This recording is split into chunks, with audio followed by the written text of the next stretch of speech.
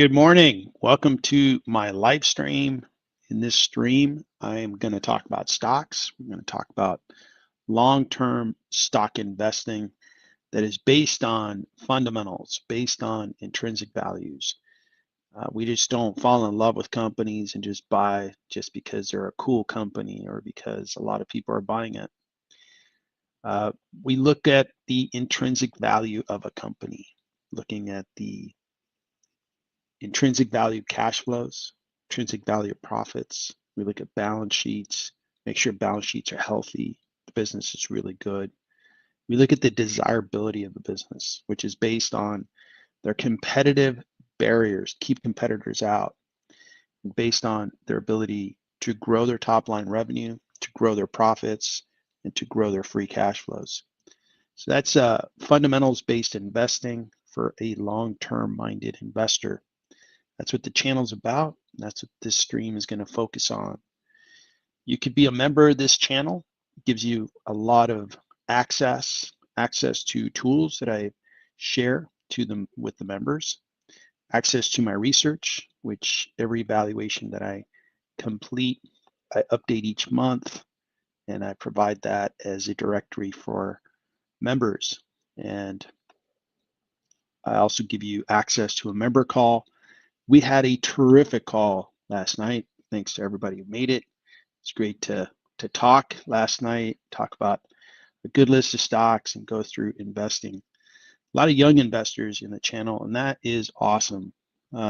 It's great to try to pass along some of the lessons learned and try to help people be better investors so they can grow their wealth. They could wake up in a wealthy position at some point in their life and achieve what they want to achieve financially. So consider that. It's easy to sign up on the homepage of the YouTube channel. So I see I've got a good number of people on the stream already. Good to see you, Cream Biggins. Great to see you. You want to check out Futu? Happy to do that. That is a fun stock to take a look at, so I'll look at it. Say hello to a couple other people. Kevin, thanks for being the early bird out of Lakeland, Florida. I've never been in Lakeland. I've been to the big cities, Orlando, Tampa, Miami, and that's it. I haven't been anywhere else in Florida, but I'm not quite sure where Lakeland is. Hopefully it's a nice place. Hopefully you're having a nice day. So this is kind of it's a holiday. The stock market's closed, and it's for Juneteenth. And I'm glad that the stock market's closed. And some businesses are taking the holiday, and some businesses are not. So you might be at work, you might be at home, and I appreciate either you tuning in from home or work. All right, so it looks like Joey's on. And all right, cool. So we can get started on Futu. Let me just kind of review the market where we're at. I wanted to share a few opening comments, and then we're going to get into Futu. So the stock market has gone up about 1.69%. And we're really, I think, in a place where the market isn't overly expensive, but it's gotten expensive. And I'm beginning to see a lot of stocks really get exuberant, get like just bid up. And some of them are my stocks. Some of them are other stocks that I think are casino stocks or celebrity stocks. And we saw the Circle IPO just flourish. And that's a stablecoin issuer. Now, I know crypto enough to be an investor. I've been an investor of Bitcoin since 2017. I've been an investor of Coinbase. And Circle doesn't quite like excite me because they're going to issue out stable coins, and I'm not sure how much money there is in that business. But that IPO just flew up, and that type of exuberance usually leads to a pretty nasty correction where, a couple of negative stories, combination of things happens, and next thing you know, we have a big sell-off. So I'm not saying that we're there. I'm not saying it's going to happen next week, next month, but I'm just saying as I try to grow my wealth, I'm observing where the market's at, and I think we're in an okay place. The market is taking risk off. You look at some things that have happened, and the market's pretty much kind of brushing off the fact that, hey, there's a conflict between Israel and Iran. No big deal. The conflict between Ukraine and Russia continues. Not going to worry about it. We've got tariff tensions. Now, tariffs could be nasty, right? And tariffs, if we get into a war, that could really just put the whole global economy in recession. And we're still, I'm not saying that's going to happen, but we've got some tariffs to iron out, to negotiate. And it's a little bit of like the tariffs, feel a little bit like, you've heard the saying, if it ain't broke, don't fix it. If if it's working okay, don't break something because then you got to fix it. And I don't know that tariffs were a giant problem. The economy was doing okay, stock market's flourishing. I mean, the U.S. was doing fine a year ago, and then we get this tariff idea, and we kind of started on this like war path for tariffs. So hopefully the tariffs get put to rest because that could really take our stocks down. I mean, if we get in a global recession initiated by tariffs, and the S&P could go down to 4,000. That's not an exaggeration. We could see stock prices really get hammered. So I'm going to monitor that and see, I think we're going to make it out of the tariff issue. But the market is kind of giving it it doesn't bother the market. Market just keeps chugging along, going up. And you see this V shape that we saw on this correction. I mean, that is a nice looking V. The market said, oh, tariffs. Oh, okay, tariffs are going to be a big problem, as the market should have reacted. And they're like, well, we don't think it's going to be a big problem after all. So the market really jumped up. So I'm still not convinced that we're done with tariffs. It could get ugly if China really, pushes back on a lot of things that we're asking them to do or agree to. But as soon as we get China put to rest, Europe put to rest, I think the tariff thing will be in the rearview mirror, and I can let my hair down. So we'll see what happens there. But overall, the S&P's up a tiny bit year to date. A lot of super investors. I'm beating the S&P nicely this year. It's about stock picking. It's about picking the best companies that are going to flourish. We've had good dialogue in the channel where, what a lot of what Wall Street wants us to do, okay, Wall Street being the big firms that make lots of money from managing our wealth. We work really hard, earn good money, and then put it away. Now, you put it away in a bank, you earn very little in a savings account. We don't want to do that. But then we step into equities, and the big financial institutions would want to say, hey, put your money with us because it's really hard. And you can go into this ETF or this mutual fund or this hedge fund or this particular index fund. And it may feel like, hey, that's a nice path to go because I'm going to kind of lower my risk because I'm going to play the field. And here we go, I'm going to be in equities. And that's partially right. But you just need to realize that in a lot of situations, those financial firms are getting very, very wealthy off of you. And there's that one part.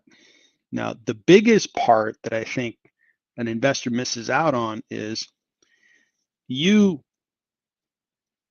continue to be a novice investor. That's a nice way of saying is you're going to be a low caliber investor. You're just going to be able to pick the field and then move on. But if you put in the hard work and invest in individual stocks, you're going to learn a lot. And as you learn year after year, you're going to become a great investor. You're going to make a lot of money.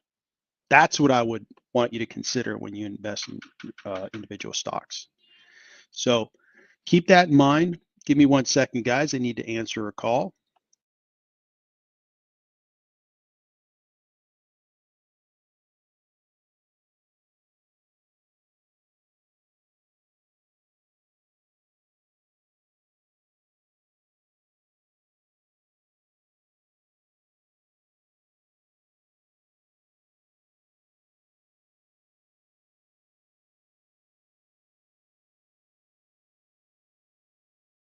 All right. Sorry for the interruption, but I had somebody that needed my attention. Now I'm back. So it looks like Shadow Guy joined. How are you doing, Shadow Guy? It's a holiday in Switzerland, huh? It's called Corpus Christi. Cool. All right. So the market is doing okay. The crypto market, crypto's really done well. Bitcoin is up at $104,000 per coin. And the Circle IPO really caught my attention. I'm going to go over Coinbase in a bit. Coinbase went up 16% yesterday on the news that they applied with the SEC to list stocks on the blockchain. That makes perfect sense because the blockchain will record ownership of an asset like a stock. It's like really what good way of doing that. It would act kind of like as an alternative to the stock market. And you know how I would like to see 24/7 stock trading. I don't understand why Wall Street has a schedule that was really created, geez, in the 20s when you had 9 to 5 kind of working hours and people would go to Wall Street and you'd have paper trades. You'd have this board and it was completely manual. Well, we've kept those hours of trading and I kind of scratch my head and go, everything's computerized. Why don't you just let the computers run 24/7? Maybe you do have a couple outages, or not outages, I should say. You have some downtime, scheduled downtime. Okay, like around the big holidays. Okay, that's fine. But the blockchain, that's a 24/7 deal, and it's a distributed ledger. It's like bulletproof. It's more than bulletproof. You can, so long as a couple of the computers don't go out, the blockchain is fine. Whereas the current way that things are handled, like my brokerage, if a meteor hit their data center, I'm sure they have disaster recovery and they have backups. But we would be out for a day or two. I don't know how long we'd be out. That would never happen in the blockchain because that's a distributed ledger across all the computers that choose to participate in the blockchain. So that idea shot Coinbase stock up high, and that was really exciting. It went up 16% in one day, and it makes a lot of sense. Like Coinbase right now is primarily a retail uh, broker of cryptocurrencies, the big ones, Bitcoin, Ethereum. It doesn't do the silly meme coins. It does just the big stuff. And they also have become the institutional cryptocurrency partner to the big firms that are now offering crypto. They are actually partnered with Coinbase because Coinbase has spent the time and energy. They were the innovators way back when, so they could safely secure the Bitcoins and the Ethereum coins that are being held. So Coinbase is in a really good spot. And so the whole crypto space, man, it took a leap forward over the last couple months. And the Circle IPO goes to show that investors are interested in crypto. So it's a space that I'm going to continue to invest in. I was planning on selling my Bitcoin, and you know, I have to constantly, study the market, learn, adjust. And I've decided I did sell a little bit of my Bitcoin. I still own more than a Bitcoin. I'm not going to sell my Bitcoin from this point forward, and I'm going to invest more in Coinbase because I think the space is that important. Thank you. Sorry, guys. I've got somebody that's talking to me, and but I'm back. All right. So, let's go through this.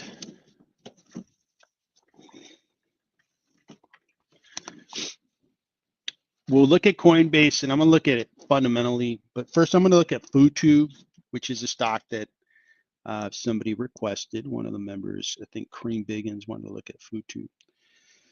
So Futu is principally like a broker. It's a company that offers what you would see here on Robinhood, principally in Asia, like in China, Korea, Vietnam, Japan. They're really big there, and they're growing really well. I'll show you the fundamentals. And they are doing quite well. Year to date, they're up 52.7. And look at this volatility. God, I love volatility. But remember how I talked about at the beginning of the stream that, the big Wall Street wealthy companies would say, hey, you don't want to invest on your own because volatility is going to scare you. And yeah, it could be scary, but it's also a giant opportunity, because when a stock that you believe in, and I'll show you the fundamentals behind Futu, drops 39%, it's buy time, because that stock then picked up and went up 63%. So a lot of things that the big Wall Street wealthy firms that own those big, beautiful buildings, and guess who's paying for those buildings? It's all the investors that put their money with them. They would tell you, no, you don't want to deal with this. I'm like, no, the opposite. You want this.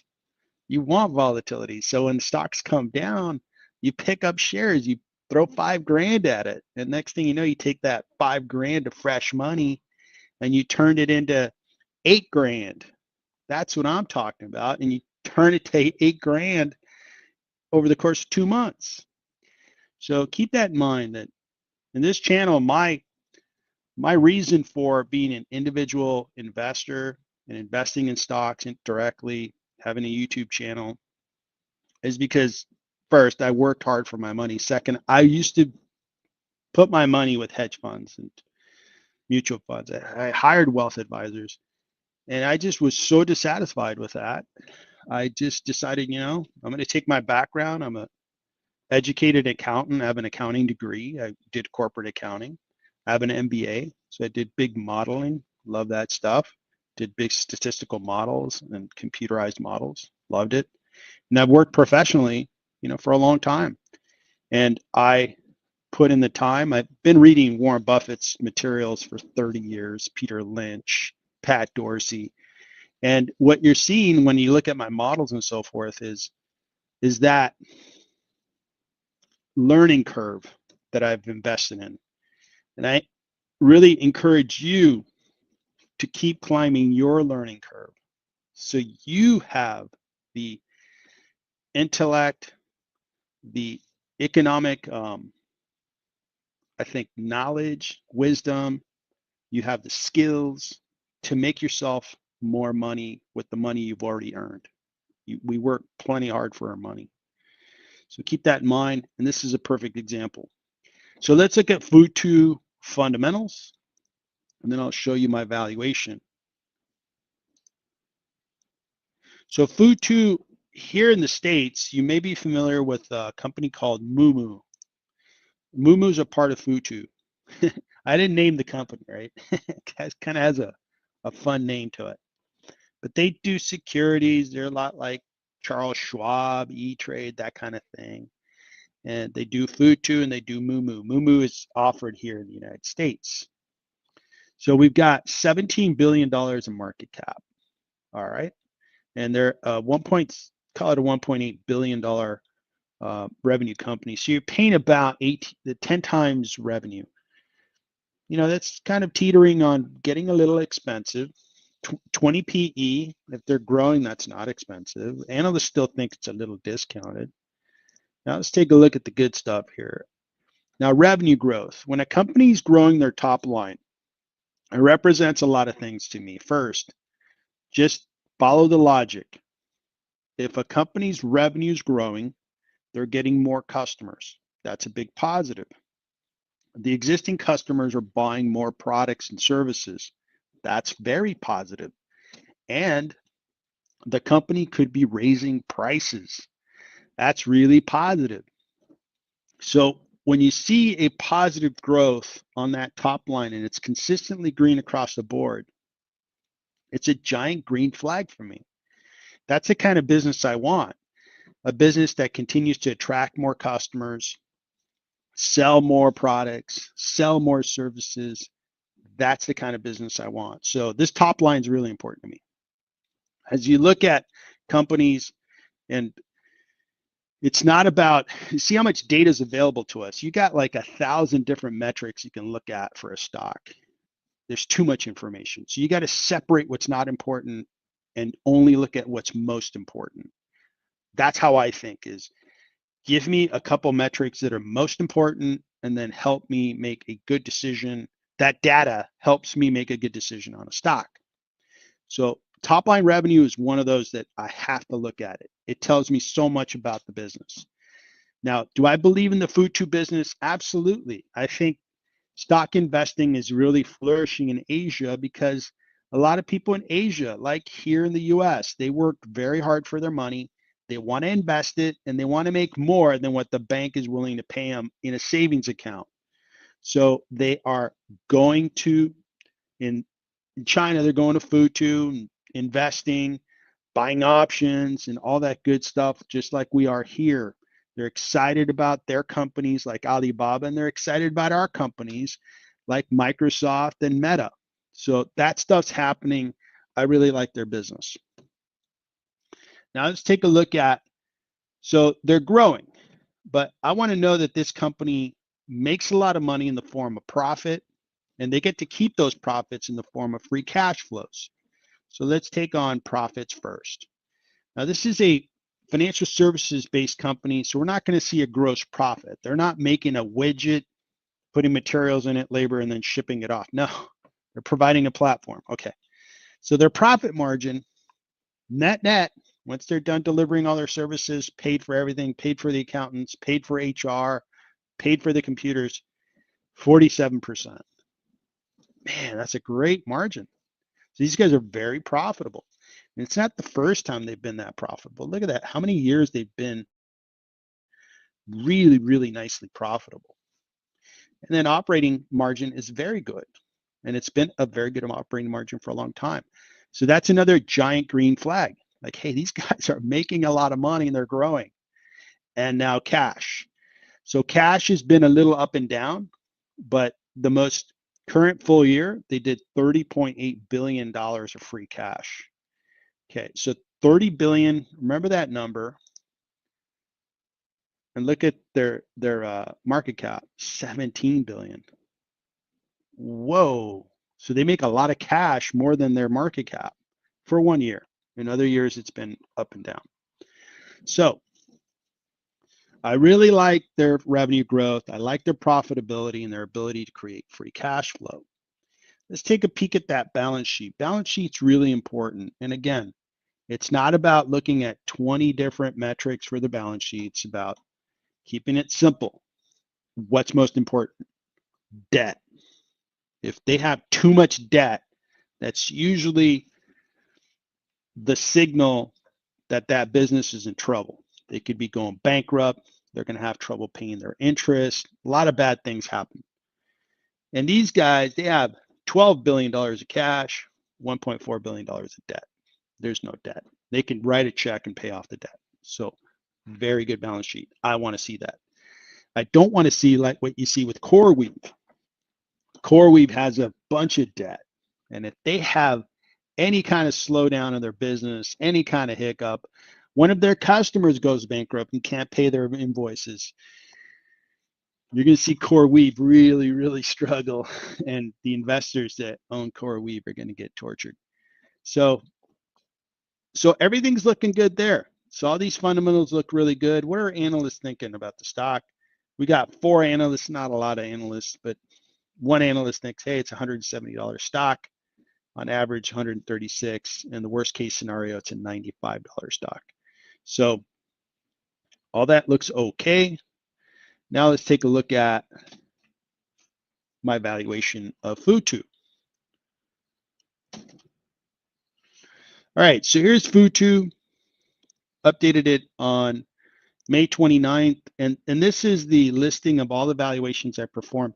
It's available to members. If you're a member, there's a shared folder that I give you access to, and you can review all my valuations. I update them once a month. I had just updated this on Monday. So this one isn't too old, right? It was updated on May 29th after their earnings. And their cash flow, right? I'm not going to use 30 billion. I took an average. I really went with a conservative amount and set up this forecast. And based on my forecast, I think the stock is discounted by 49%, even though they've been going up substantially. It's just because you think about the addressable market in China, Japan, Korea, Vietnam, those companies, their folks work really hard. They make lots of money because they earn it. And they have money to invest, and they're big savers, huge savers. Their savings rates in those countries are really high, and they have that capital that they want to put to work, and they want to use Futu. So 49% discount on free cash, and we would look at their profitability measured by earnings per share, it's discounted by 12%. So I'm in agreement with the analyst, but I think it's actually discounted even further.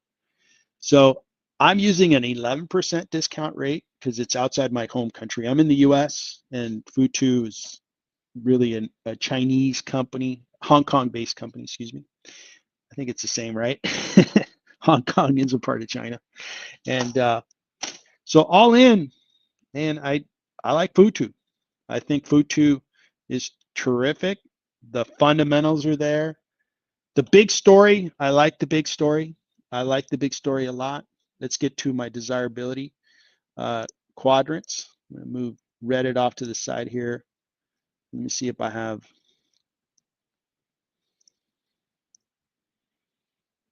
I don't know if they have Futu here readily available. I don't, but that's easy to fix. So now when we look at companies, right, I like to think about the desirability of a company. What's desirability? Well, there's businesses, for example, a pizza shop, right? It doesn't take a whole lot of like innovative like knowledge to open a pizza shop. Now, the best pizza shops are awesome. I like pizza. But there's pizza shops everywhere. Competition is intense. So a good pizza, probably cheese pizza, large, probably costs $15, right? $15. That's fine. And that's because competition is everywhere. So a pizza shop, I would put down here where HP exists. You don't make a lot of money. You don't have any pricing power. You don't have any barriers of entry into your market.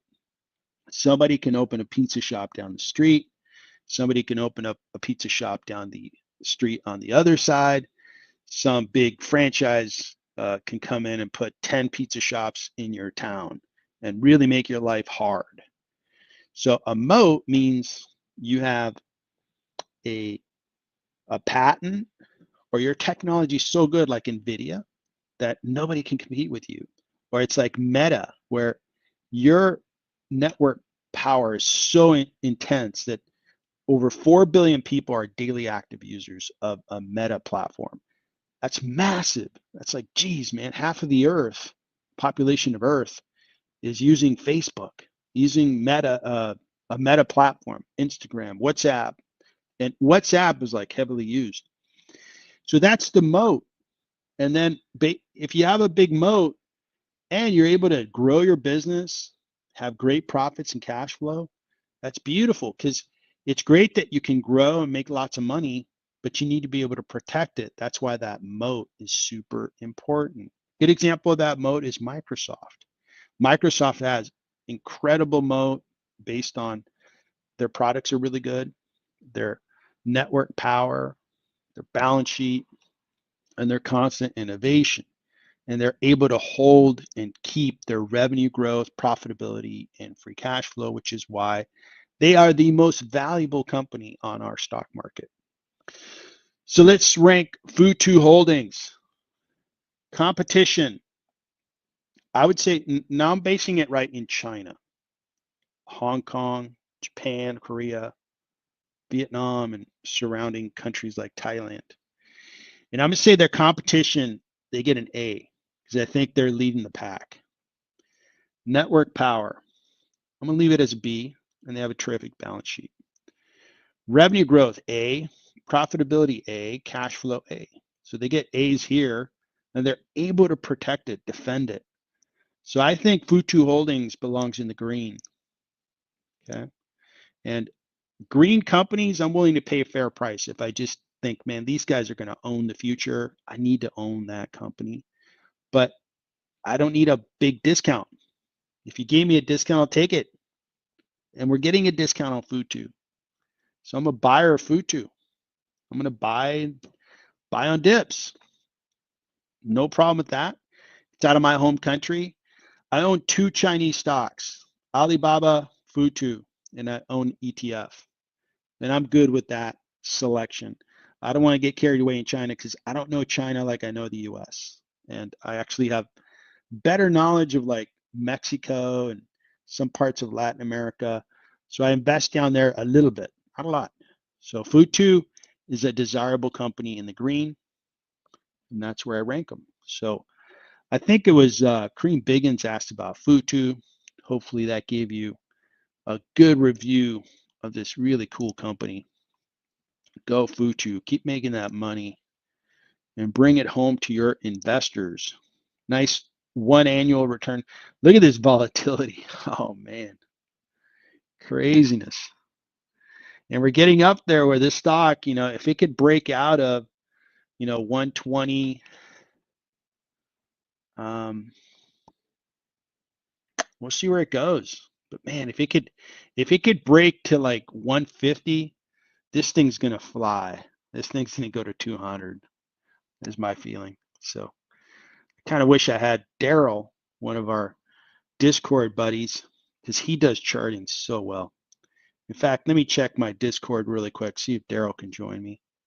Give me 1 second. Nope. He hasn't responded. Asked him if he would join the stream, but it's just going to be a 1-person operation. All right, so we went over Futu. Hopefully you guys thought that was interesting. And now we're moving on to Lulu MGM. Yeah, okay, so let's take a look at Lulu and MGM. So I think Lulu's Lululemon and MGM. I haven't looked at MGM. So let's take a look at Lulu. This is an apparel company. Of course, we all know them for the leggings that a lot of women use. The stock's been down. I think their market, they've seen a lot of new competition. You think about the leggings kind of apparel, and this is why, like, there's some industries that I don't quite understand, and apparel and cosmetics and that kind of thing, I think other investors could do well with that. And that's my nice way of saying is I try to stay out of that, because I don't understand it well enough to put my capital at risk and try to make some money. In this case here, the fundamentals, just take a look at those. So we got a 40% drop year to date. And the 1 year, we've got a 26% rate of drop. But you see that it rallied, it picked itself up in the August 5th time frame, and it really rallied nicely up until January 30th. So the stock was up 80% during that time period. But once we got to that high point, we're down 45%. So it's been a tough road that investors have traveled for the last couple months. Now let's take a look and see, maybe the fundamentals are so good that this is a good opportunity. So let's take a look. Lululemon. So we've got a $27.4 billion market cap, revenues 10.75, so you're paying 2.5 times revenue for the company. And then we've got net income 1.8 billion, looks good. PE is really low, that looks good. Analysts think it's discounted, okay. And then we've got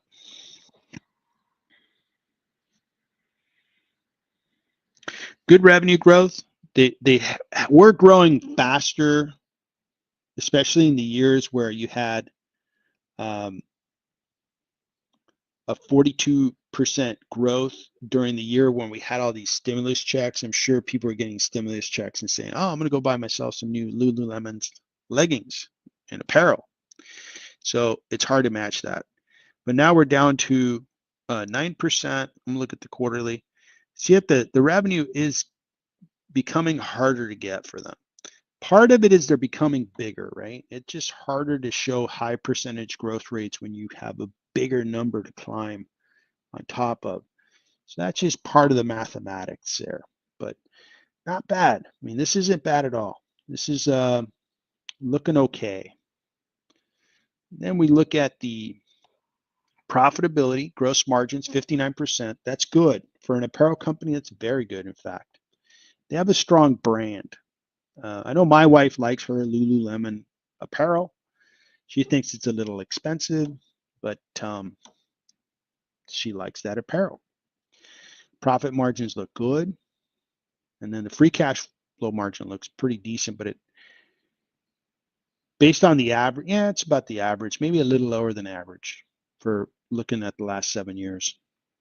So they have free cash flow of 1.3 billion, and they did have a nice growth to that cash flow. It has grown, not a smooth chart, but it has grown. So what I'm looking at, this business is probably worth 20 to 25 times their free cash flow. That would put me at like 26 billion to probably about 26 to 32 billion dollars. No, 26 to 34 billion dollars of market cap value. And that is less the debt on the balance sheet. So let's take a look at the debt. They don't really have any debt. Good job, Lululemon. You got a good balance sheet. Right now they're at 27. So this stock provides a discount. It provides a modest discount. Now, if you believe that the Lululemon brand is going to continue to grow, and there's some things like the economy is doing okay. I was listening to the Fed's observation of the economy, and they feel that the economy is doing okay. It's not, sputtering. It's not struggling. Unemployment's not a big problem, and they're holding rates steady. So what that tells me in reference to Lululemon is the market for Lululemon apparel should be good in 2025. Okay. And Lululemon is, I mean, it's just, you see it everywhere. They're kind of like just a staple now for women, and they're trying to sell into, sell apparel made for men as well. I don't own anything like that, but I've noticed that there is now a new category in there. So this one here has a modest discount potentially. I don't know that I have a valuation for Lululemon. I don't think I do. Yeah, I don't. It's not a stock that I'm like crazy about.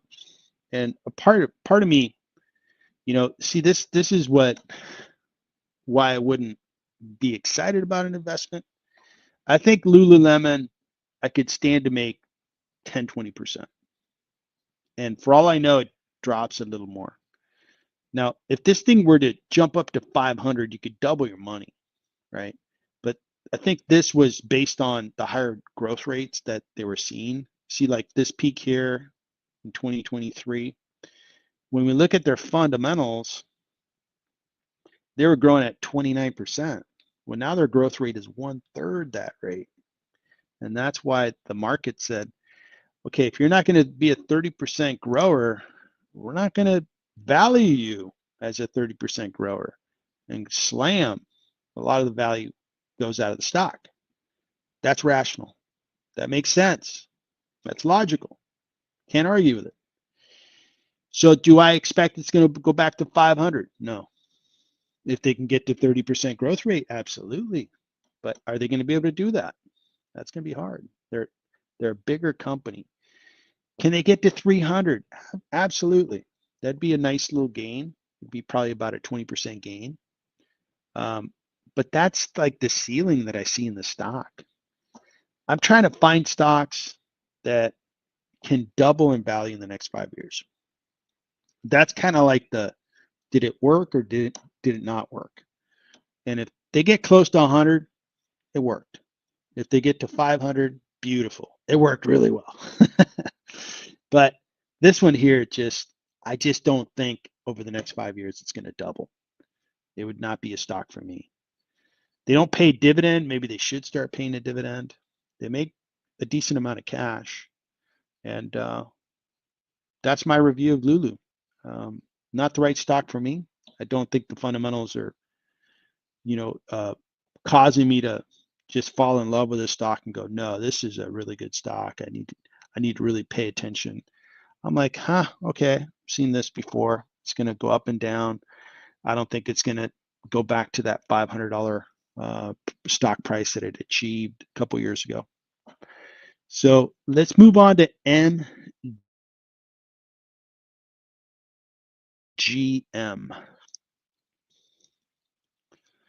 So MGM Resorts, this one will be interesting because travel stocks have been beat up in 2025.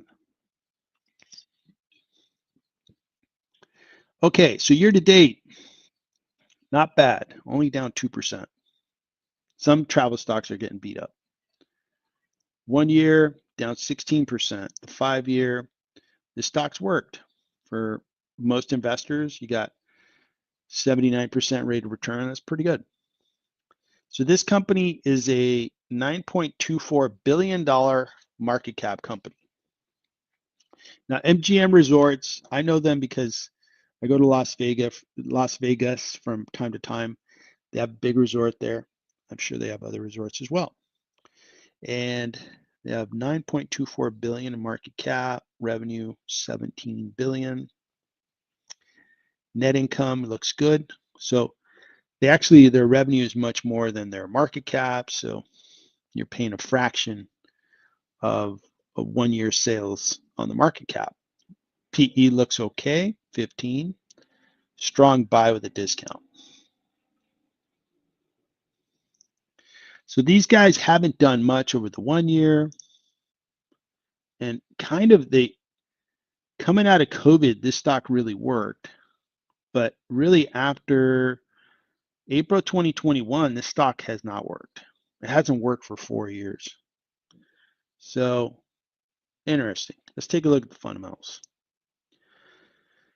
So when we look at the revenue growth, right, in 2020 COVID, everything was locked down. Their revenues went down 60%. Oof, tough year. And then they started to build their business back up. It looks like they grew 92%, but That 9.4 billion is lower than 2019. It was until 2022 that they exceeded that 2019 number. So they've been growing from that, big loss of revenue due to COVID. Okay, understood. And 23 looks good. And now they've kind of gone to a flat growth period. When we go to the quarterly shows that you have a slight decrease in revenue. So this is not good. When will travel come back again? Well, I don't know that we have, like I said, that the economy's doing okay, but the economy is not like booming. And there are some things to be concerned about. Tariffs. If this tariff war gets into an ugly mess, all bets are off. I mean, nobody's going to travel. I can't travel. I have to pay $20 for a dozen eggs. I have to buy a gallon of milk for $10. I have to, my kids going back to school and the clothes are twice as much. That's a tariff war. And it could get really, really nasty for the consumer, for citizens of the US. And if that happens, the last thing people are going to do is, oh yeah, I'm going to go to MGM in Las Vegas and have a good time. But they're willing to do that when there's excess money on the budget. They're like, hey, had a big year. Let's go to MGM, have a good time. So I think that going forward, the economy is not going to help MGM resorts out a whole lot. The revenue is beginning to decline, so that's a problem. I showed you that over the last 4 years, the stock hasn't done anything, which is interesting. And you see that their free cash flow is kind of stalled. It got to 1 billion in 2019, and it's roughly 1 billion today. That's not a sign of a business that I want to own. A business that I want to own long term is they tripled their free cash flow rate over 7 years. They're just getting bigger, more valuable, more powerful, more profitable. MGM's not showing that. They're just kind of like, hey, and you can understand, right? MGM to operate, they have to hire a lot of people, expensive real estate, they have to lease, expensive everything. And those prices keep going up. So their cost of doing business continues to go up, and it takes that cash away from them. That's where the cash is going. It's going in the inflationary issue, or the inflationary cost that is coming into their business. Now, their gross margins are decent. Profit margins are terrible, but they're not negative. That's the only positive thing I could say. 4%. If you made, 4% after you went through all the effort of operating these resorts, it's 4%. So that's not good. Not good at all. Free cash flow, 6.7, not great. So this one here is just not a stock that I would touch. Again, this thing has stalled out really since February 1st, 2021. This would be dead money. You would be like, I put $10,000 into the stock on February 1st, 2021, and have $10,000 today, which would be a disappointment. Where's the stock going to go? I think they're going to struggle. If we see, this would be a good, I'm going to call it a swing trade. It'd be like an investment of a year or two.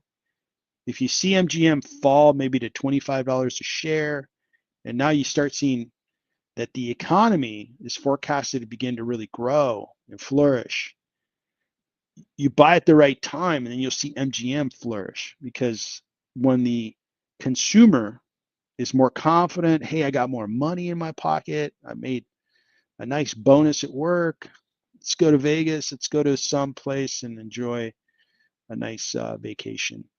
But for now, I just don't see that happening a whole lot for the next year, maybe 2 years. And I think companies like MGM are going to struggle.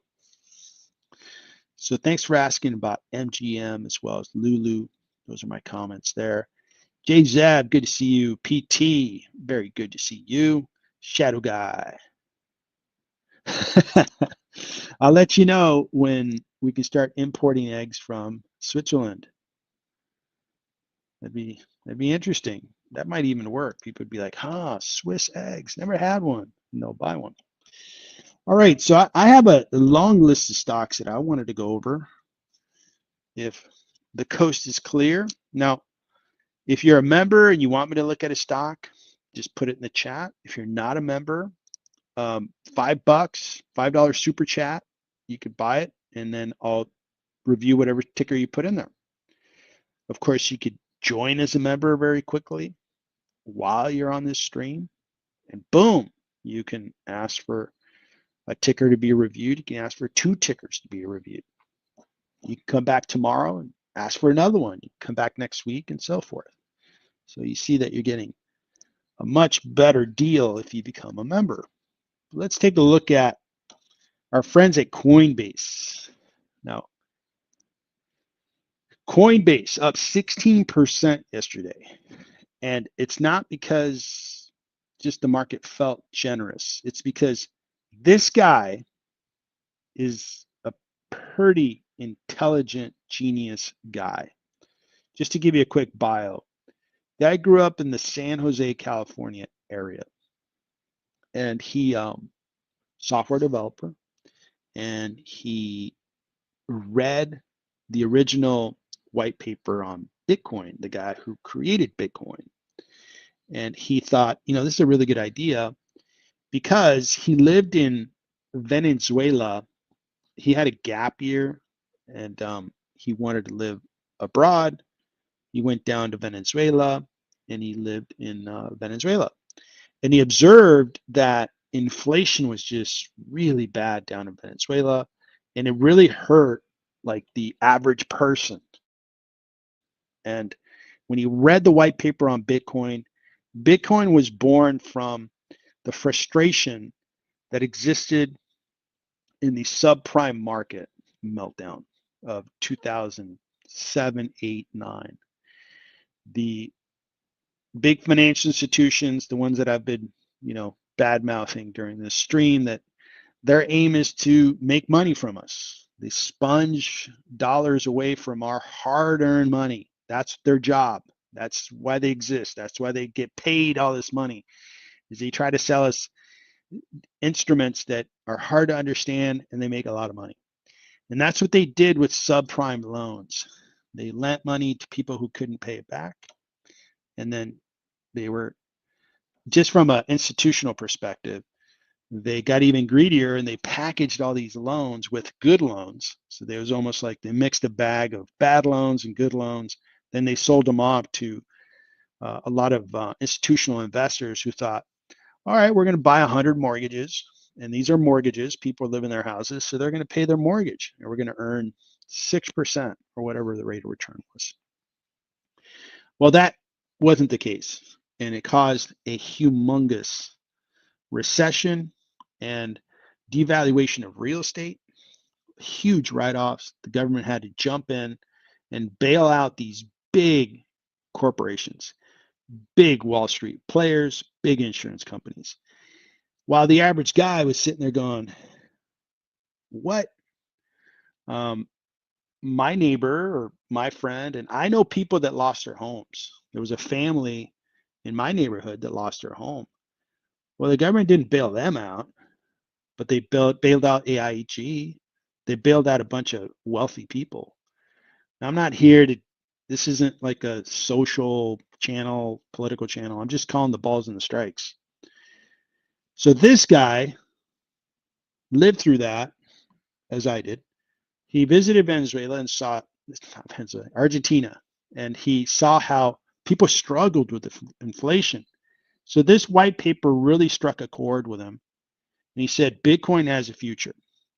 So he started Coinbase. And he started Coinbase as a way for you to have a wallet first. And then they went from having a wallet available to You could actually buy Bitcoin on Coinbase to buying other coins. Then they became an institutional service provider to the big brokerages, and now they're going to do stocks on the blockchain. And if you don't know how blockchain works, I encourage you to read up on it. It is a really, it's an innovation that is going to exist for a long time. Basically, if you know what a ledger is, right? If you think about accounting, like old school, you would have a paper ledger, kind of like this notebook.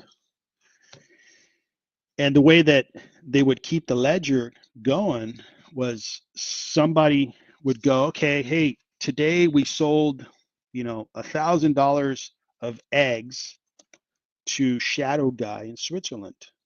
And we'd say we sold them $1,000 of eggs from California, so the people in Switzerland can really enjoy them. And he's going to owe us $10,000. That's the ledger. We put his name, he owes us $10,000. So that's the concept of a ledger. Now that we're in computers, accounting uses the same concept. You have multiple ledgers that represent what you're selling, what people owe you, companies owe you, what you owe their companies. Those are ledgers. Well, the innovation, the Masanori, whatever the creator of Bitcoin was, Satoshi, whatever, was you would have that ledger, the electronic ledger, simultaneously exist on multiple computers in the network, and they simultaneously would validate that ledger. So nobody could ever fool the ledger because everybody has to agree on a transaction. And that was a huge innovation. And he felt that was really cool. So it would work great for stocks. And so ever since Bitcoin started, it's never been turned off. Not for 1 second, not at all, ever. And you know how much capital had to go into it? None. Because it was all like volunteer, like everybody who wants to participate in it. And they were rewarded by helping the blockchain validate transactions. You could earn Bitcoin. It was all written into the software code. So that was, you think about that and it's all right, cool. And it came out of like grassroots, right? It came out of a guy who was frustrated with the government that this is BS, man.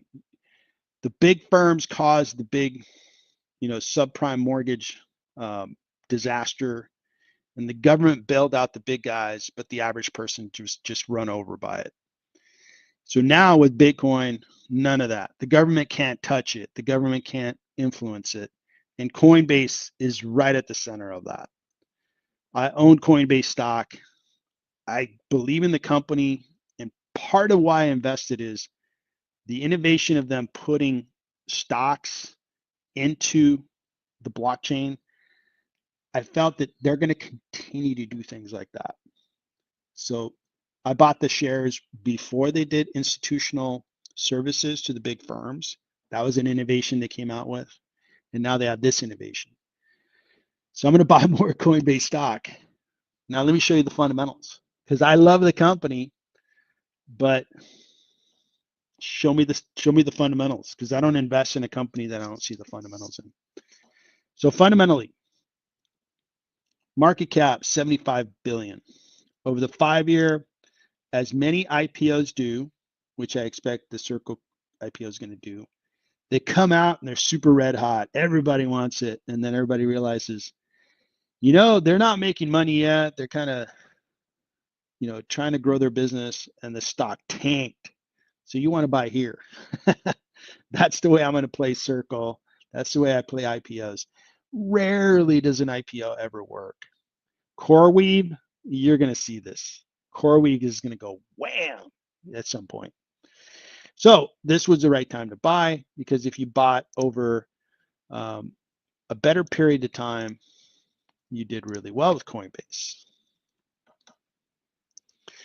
So Coinbase, 5-year, picking the low point to where we're at now.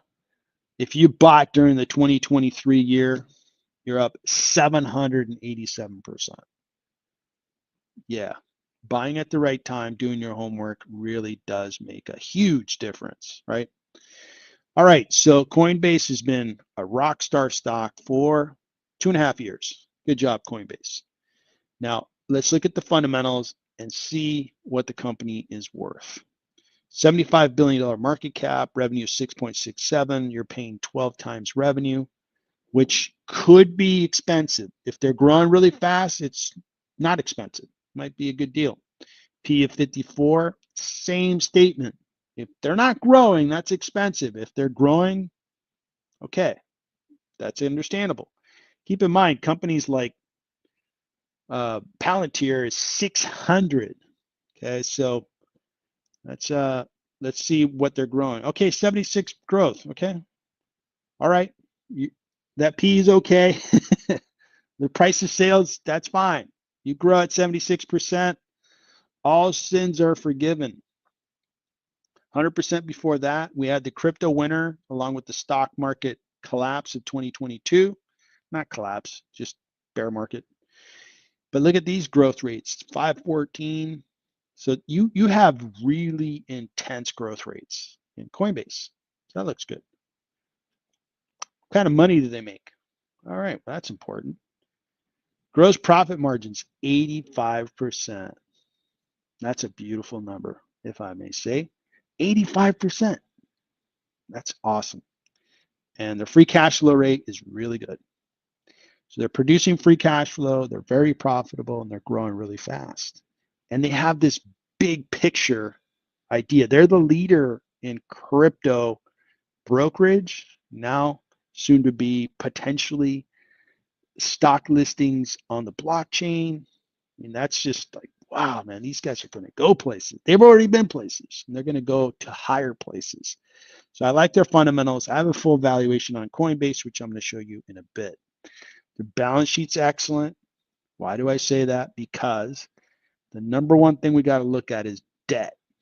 Debt is 4.59 billion. They have 8 billion of cash. They can write a check. Boom. Or maybe pay it with Bitcoin. Okay, get rid of that debt. They have a surplus of $3.46 billion of cash, ready to acquire a business, ready to grow, ready to create this stock listing on the blockchain business. So that looks excellent. Good balance sheet, good growth, good profit, good cash flow. Analysts are 24 of them cover it, and they're split. Some analysts say it's a $185 stock. Some analysts are like $400 stock. On average, it's priced too high by 6%. And this is with the 16% rise that we saw yesterday. So what do I say? What do I have in the valuation that I created for Coinbase? Well, I have them.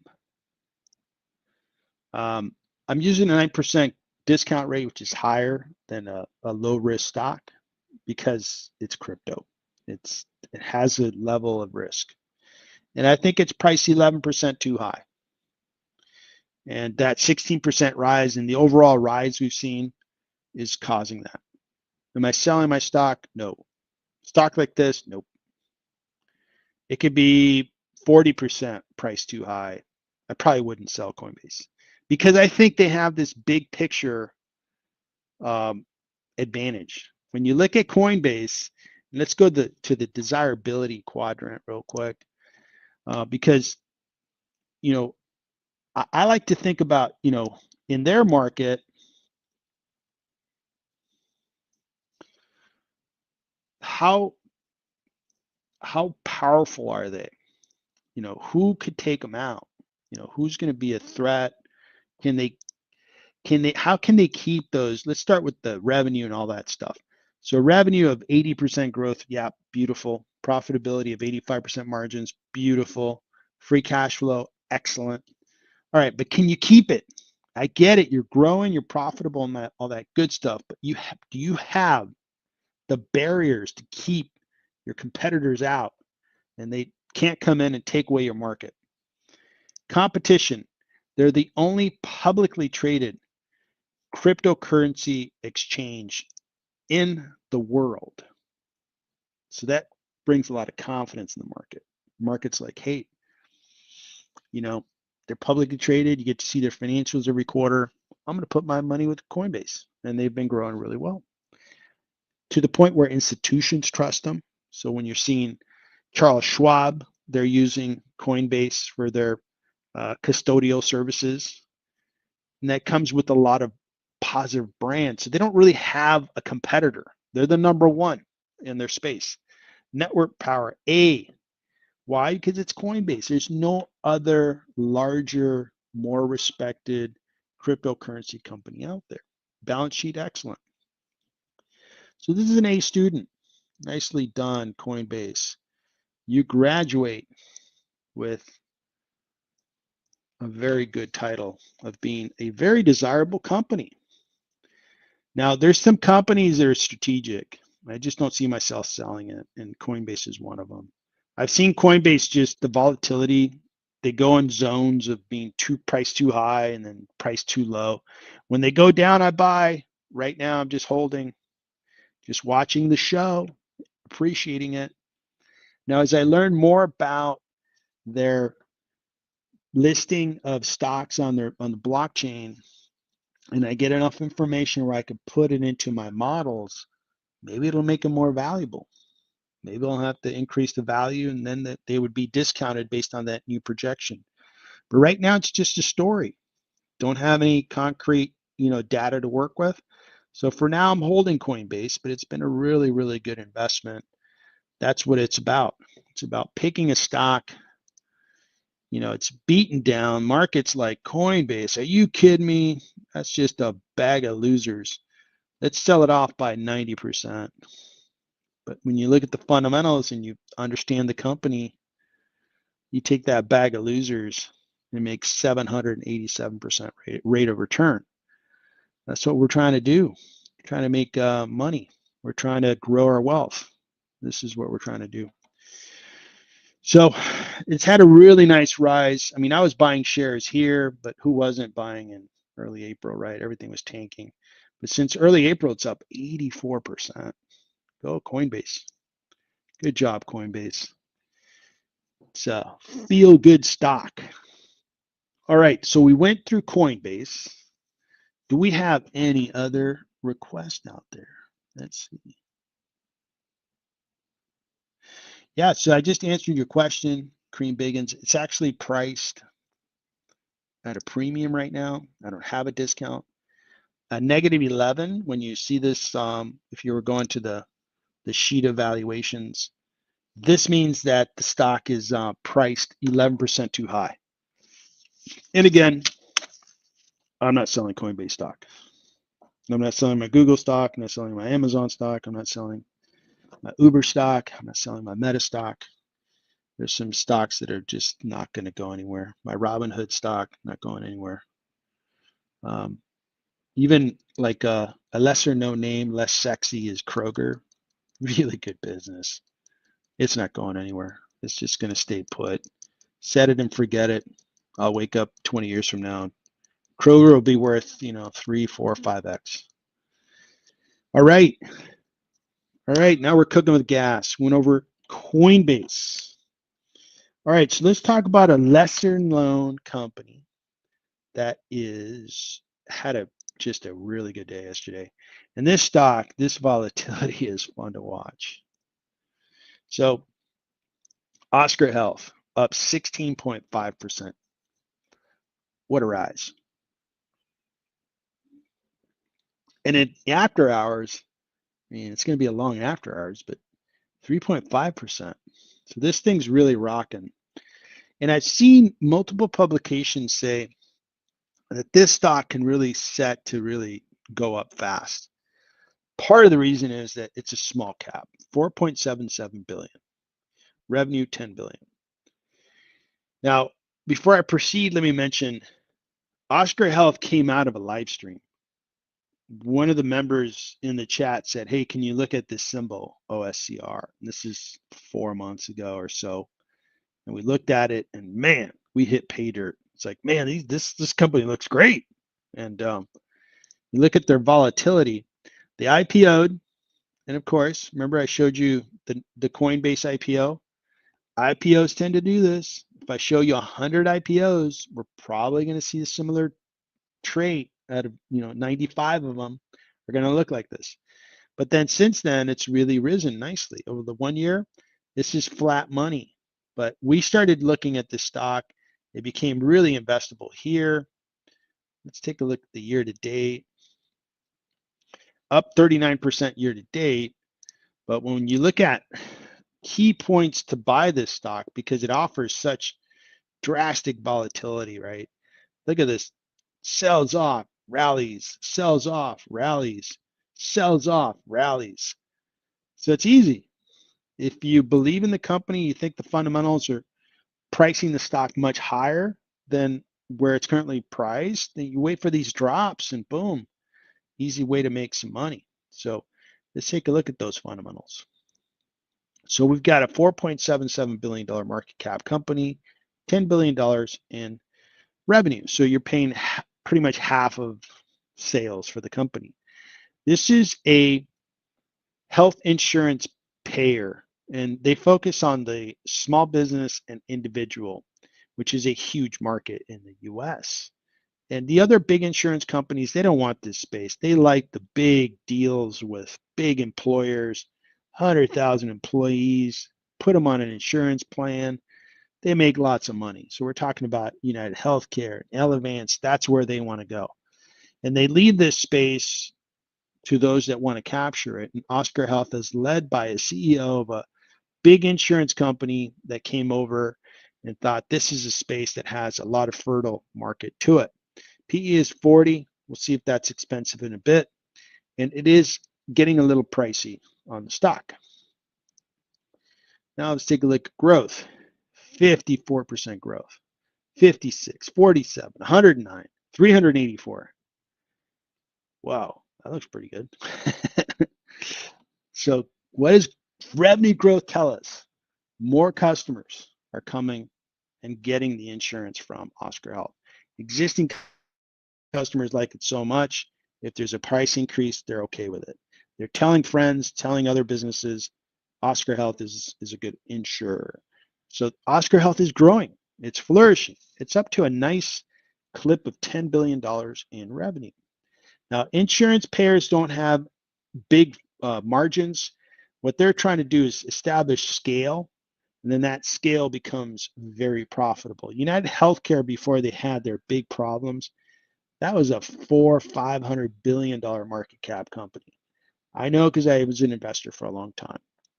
So their free cash flow margin is almost 12%. 12% on 10 billion. So that's a really good cash flow number. $1.2 billion in free cash flow. And they've grown it nice. They've established a scale where they're going to generate cash. Very good. You see their profit margins are terrible, but that's the insurance payer business. And this will get better as they get bigger. So I'm really basing it on cash flow. Let's take a look at the balance sheet. Make sure we're not buying a business that has a ton of debt. It's going to get into trouble and suffer. Nope, they got $3 billion in cash and only $359 million in debt. So they have excess cash. Beautiful. That's very good. Good balance sheet, good growth rate, good cash flow generation. Analysts, they think it's getting a little too expensive by 12%. And then 5 analysts only cover it. So there is one analyst that thinks it can go higher. There's an analyst that thinks it's well lower.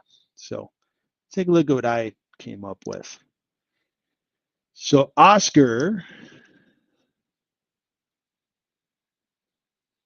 I think, is 44% discounted. And it's based on this cash flow. I'm even going more conservative by only taking 75% of the trailing 12 months, building a forecast of cash, and letting the cash tell me, what's this company worth? I'm even trimming down the cash by 15% over the next 4 years. If they actually grow, this business is worth even more. So that looks good. It's a small business, so I'm going with a higher discount rate. So I'm going to get a higher rate of return. And then long-term growth will be at 4%. So even with those factors, we got a business that the cash flows are worth $7 billion. Then you got to add that cash to have that excess cash. And we get to an equity value of $9.7 billion. So Compared to the market cap, this is a nicely discounted stock. And at times, this stock just takes off. I think at times, investors realize, hey, this this is worth a lot more. And it just takes off. Look at that. Here it went up like 30% on one day. Here it's over the course of a couple of days, it's gone up 34%.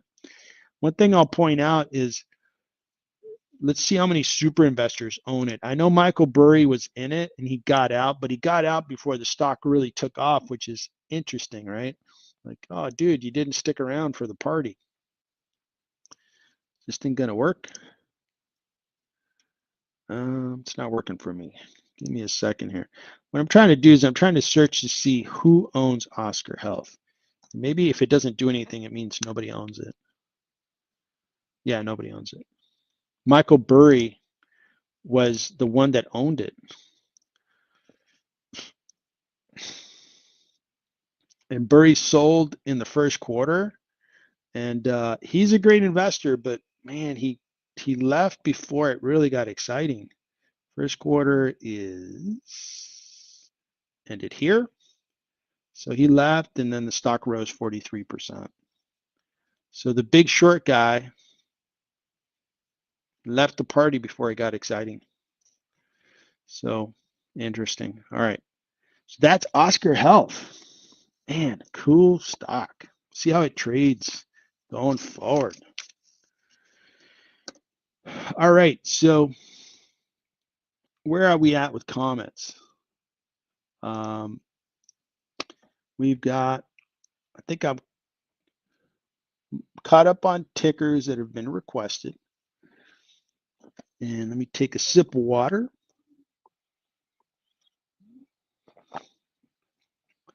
And we can get into, let's see what super investors are doing. So I looked at the rankings and I noticed that Cathie Wood was in third place. And I know that Cathie Wood, she takes a lot of flack from investors that are like, oh, she's always like a bull on Tesla. And boy, she gets in a lot of risky stocks and stuff. But man, here's the data. She's in third place, rate of return 10%. Go Cathie Wood. So let's take a peek at the top 3 investors and see how they made these gains. Because what I like to look at super investors for is ideas and what theme is working for them. So we'll start with Cathie Wood because I've gone over Burry and Tepper on other occasions. So Cathie Wood, she takes a lot of flack, but she's making it happen. And she's made a couple of investments that are really impressive. All right, what do we got here? Okay, perfect. I think that fit on the screen. I'm going to open this guy up so I can get out of the way of the year to date. So her biggest position is Tesla, and it's down 21%. So that one's been a loser. But check out some of these winners. She was in the Circle IPO, and she is up 289 million. This is the ARK fund that she manages. This is the one that she's most famous for. That's why I follow it. $289 million gain year to date, 139% year to date gain on Circle.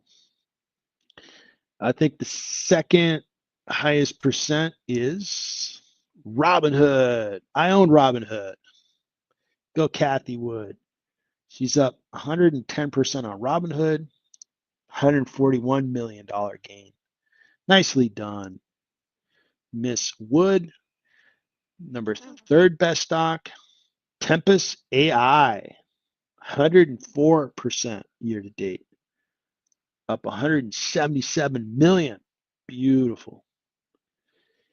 And just one more of the winners, 85% winner, Palantir.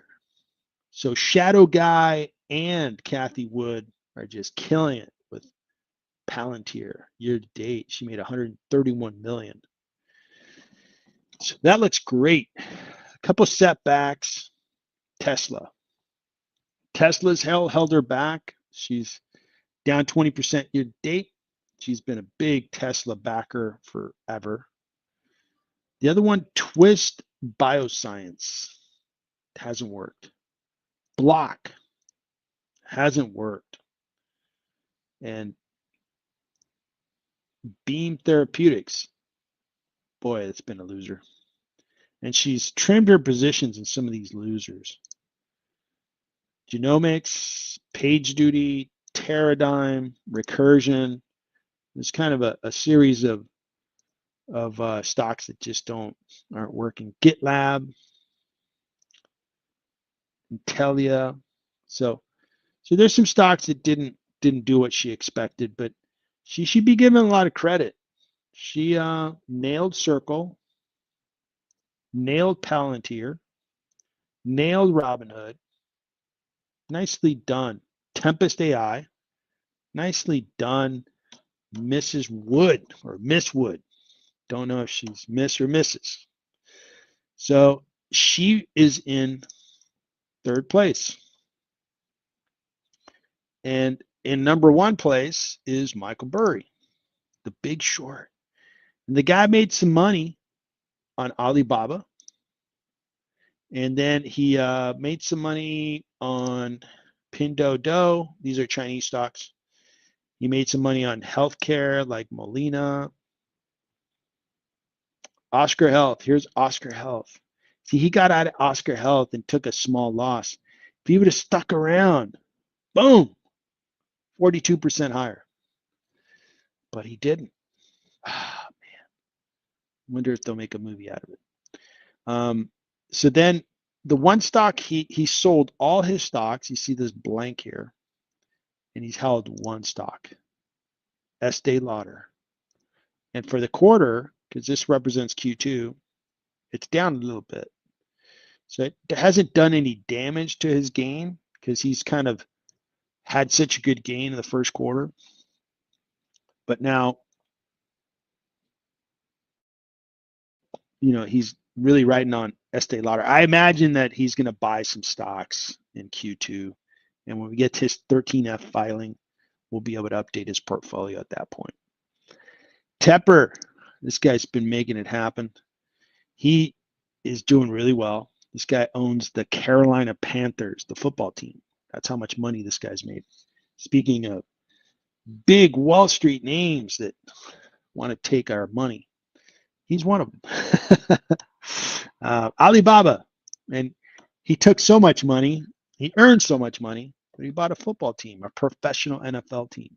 That's a lot of billions. All right, Alibaba made a lot of money Q1, like Burry did. And then in Q2, hasn't been a total winner, but it's been okay. He still made, a pretty good fortune from it. Pinduoduo, and then Amazon. He's in Amazon. Meta's been really working in Q2. He's doing well in Q2. Nicely done. And he's in Google. Vistra's really worked for him. 54% rate of return in Q2. Nicely done on Vistra. Microsoft, really good move. Microsoft's done well this year. Interesting one is he's in Lyft. And Lyft, I guess in the second quarter, it's done well. You see a lot of these stocks are really flourishing in the second quarter. Deutsche Bank, ASML, I don't think that's doing all that great. Broadcom, so Broadcom's done well, 50%. So this guy's getting it done. Getting it done.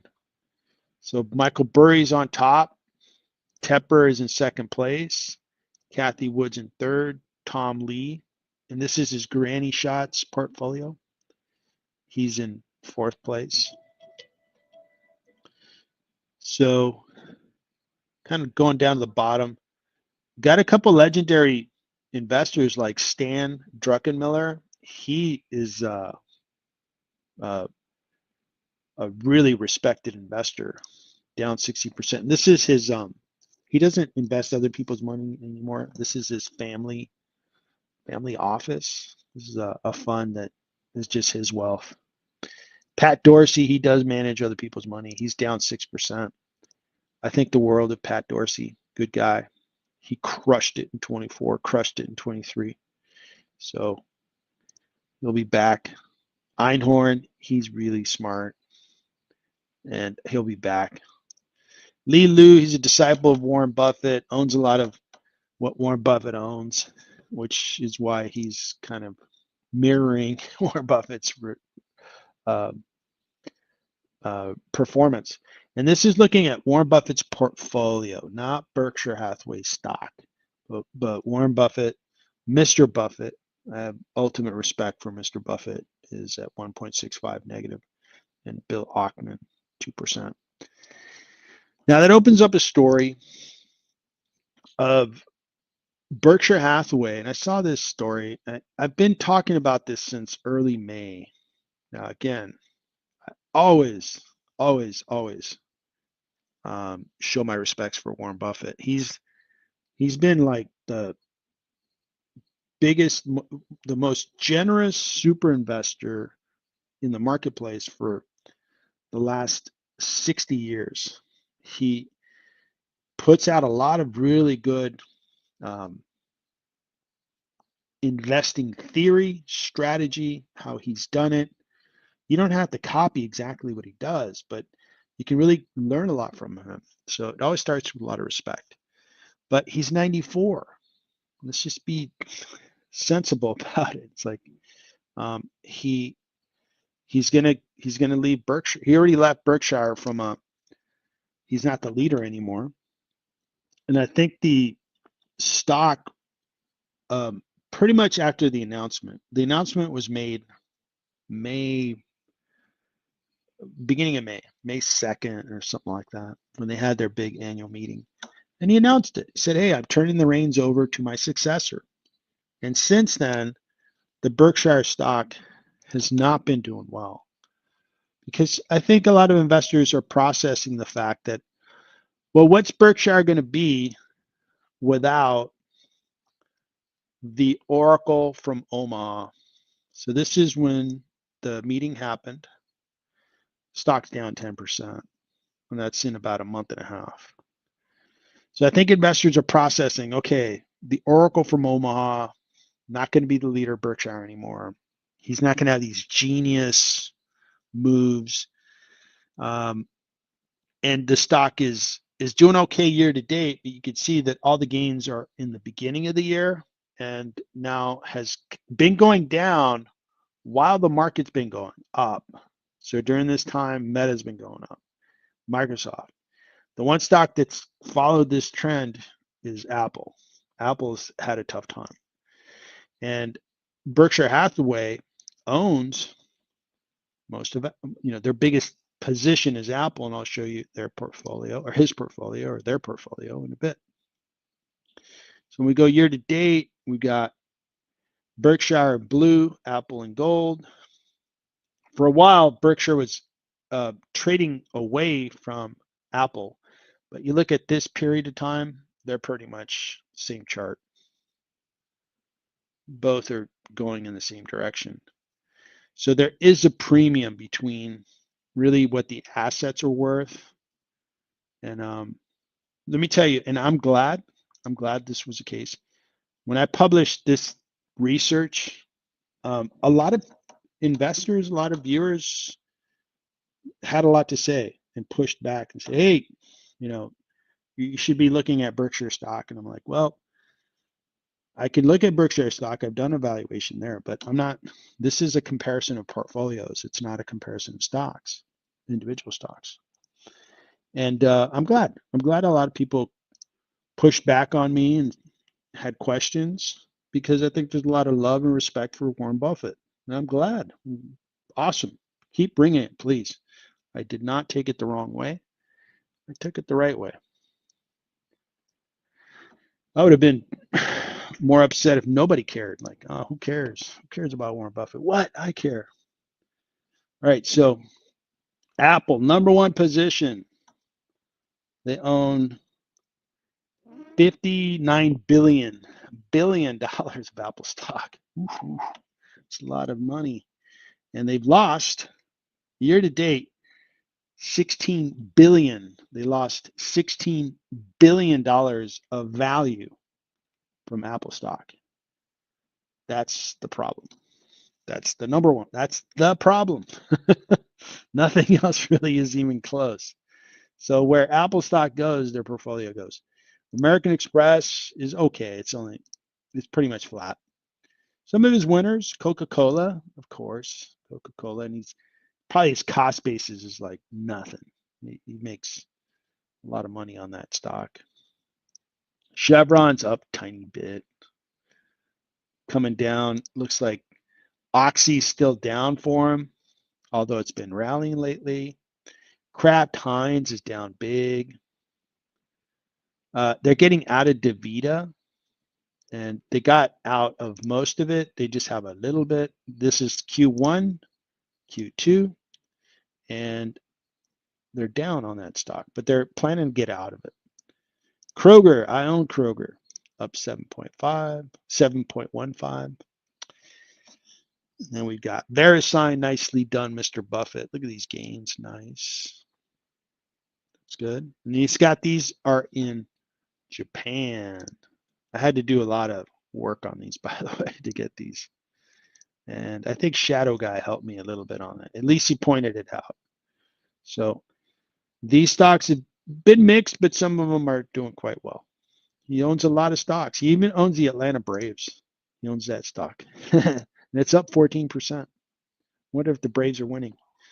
And he owns a lot of bonds, treasury bonds, bills.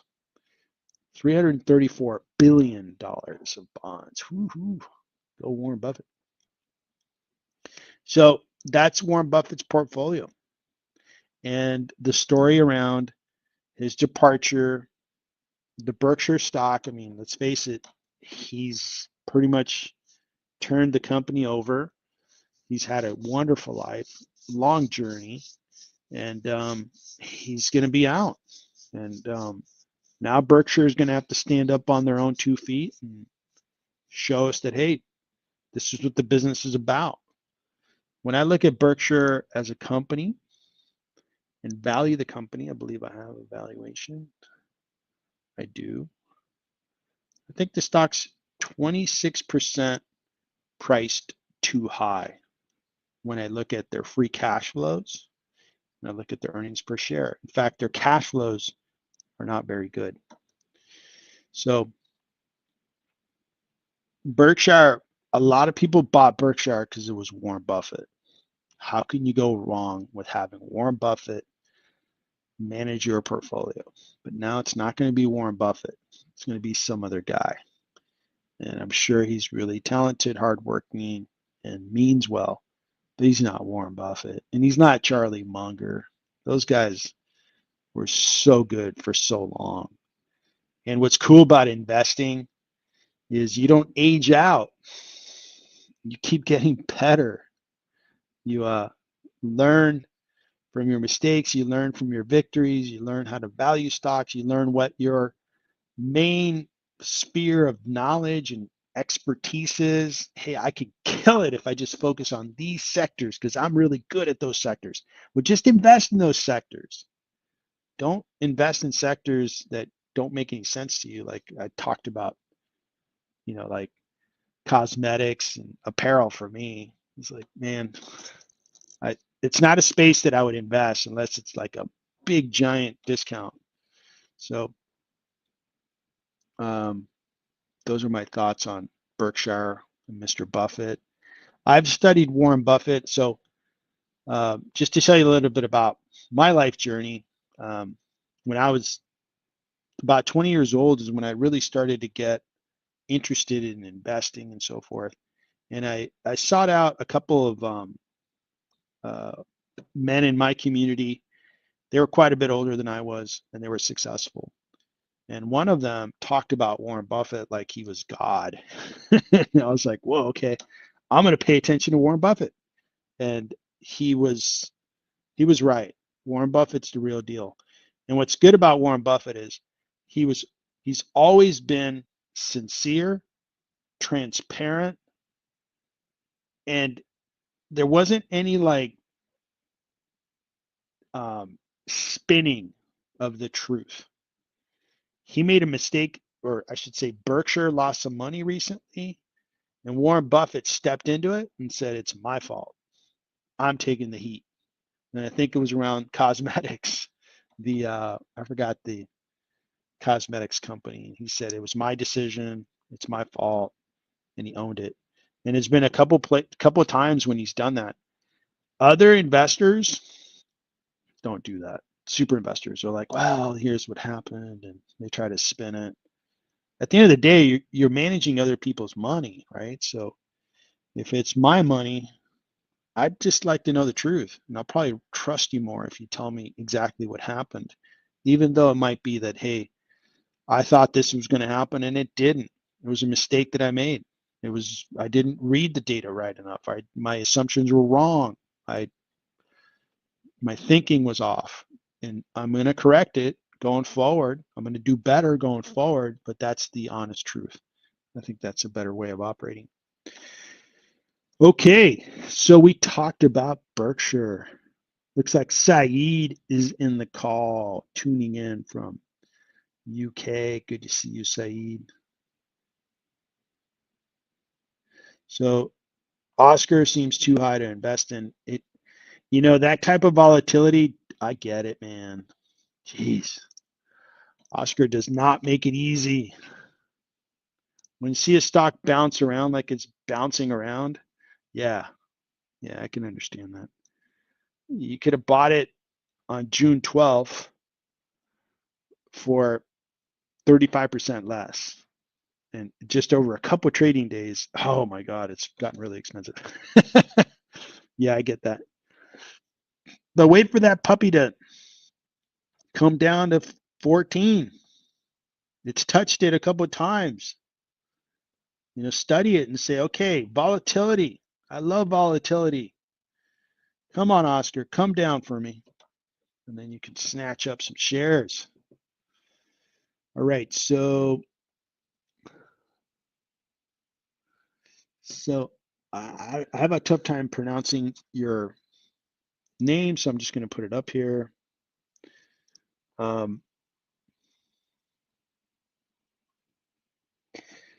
So the big beautiful bill, future outlook, or Lululemon. So the bill that's going through, I don't have a lot of detail on. I do know that it's taken away like the solar incentives, and they're not going to go after like the pharmaceuticals. The pharmaceutical stocks rallied, and we'll see.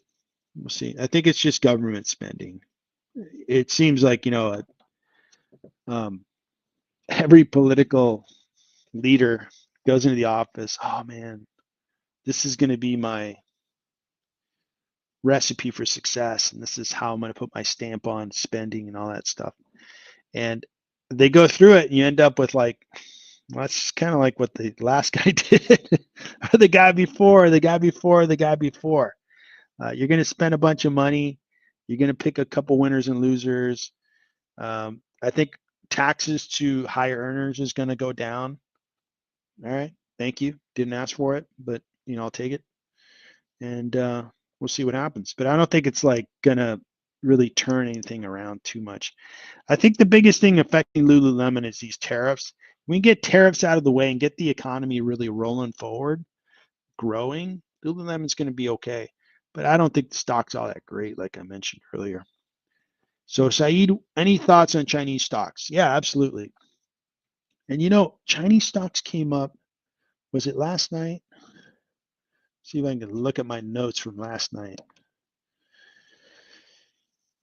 I don't have my notes handy, but it's come up a couple of times. Let's talk about Chinese stocks.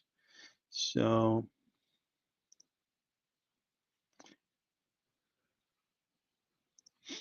there's a stock list on Stock Analysis that has Chinese stocks. I like looking at that. So here's the Chinese stocks. Now, I'm a US based investor, and depending on where you are in the world, right? Like if you're in Hong Kong, you're like, well, these stocks are right in my backyard, and they'd have to consider US stocks as a foreign stock. Well, This is a market that I think China is growing really well, and so is Vietnam, by the way. Vietnam's growing really well. And overall, I think that the GDP is going to grow much faster in China than it has been growing in the US. That's not like rocket science. That's just data that's being disseminated, and it's been the case like that for the last 20 years. It's not new. China's growing much faster because their starting point was much lower. They have a bigger population. They have the means to manufacture far more. They have a lot of things going for it. They are the manufacturing center of the planet. They've got some things going for them. In addition to that, they have a technology industry that's pretty impressive. And let's go over that. So Alibaba is their biggest market cap, and year to date it's up 33%. So that's been great. NetEase is 82 billion in market cap. It is up 44%. That's really good. JD is having an off year. Not going to believe this one. Maybe it is true, but I'm going to skip that one. Tencent's having a phenomenal year, up 64%. And this company is loaded with really good stuff. Tencent has really, really good assets. This is kind of like a Google like a Google-like company. Li Auto's up. Xpeng is up a lot. Now, I'm careful with automotive. I don't like automotive stocks. I think their profits are terrible. But I do like the idea of buying a company that produces batteries like BYD, because I think the battery component can be quite lucrative. We went over Futu earlier in the stream, 52% gain year to date. That looks phenomenal. This is Yum China, which is Taco Bell, KFC, and Pizza Hut in China. Bilibili is up, which is kind of like a website. And then we're getting down to some names that I'm not very familiar with. Here's Neo. Neo was really hot like a couple years ago. So when we talk about China, how do I invest in China is carefully. I try to pick something that I get. To me, Alibaba is like Amazon in China and Asia. Really well-run company, values really well. I'm good with Alibaba. Futu, I'm really good with Futu because I've done really well with Robinhood. I've done real well with Coinbase. Futu is the same business except in Asia, so I'm good. And I own Amazon, by the way. So I own Alibaba, I own Amazon, I own MercadoLibre, which are all like the same types of businesses, different region. Good with that. That type of business is for the future. It owns the future. So as you think about the Chinese stocks you want, try to find something that makes sense to you that you can really analyze. Look at the fundamentals, but also understand where you think the stocks or the company, how they're going to succeed going forward 5 years. I'm optimistic that Alibaba is going to be successful for the next 5 years. Futu, same thing. So be in a position where you can comfortably rationalize that for yourself and then just make sure the fundamentals look great. So those are Chinese stocks. They've done well this year. I think they're going to continue to do well.